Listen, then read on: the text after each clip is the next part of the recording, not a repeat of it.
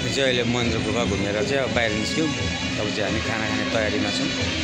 बाहिर थकाली खाना रिसोर्टमा खाना खाँदैछौँ। हाम्रो दाइहरू भाइहरू हुनुहुन्छ यहाँ। खाना खाने तयारीमा छौँ अहिले चाहिँ हामी। एउटा नाचगान कार्यक्रममा आइयो, रमाइलो गरियो।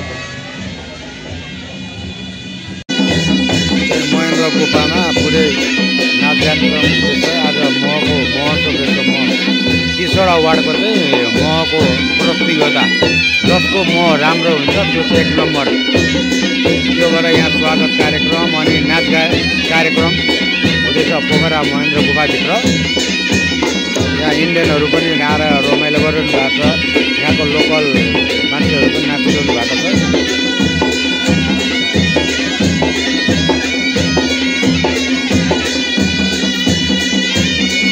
महेन्द्र गुफा यहाँदेखि तल छ।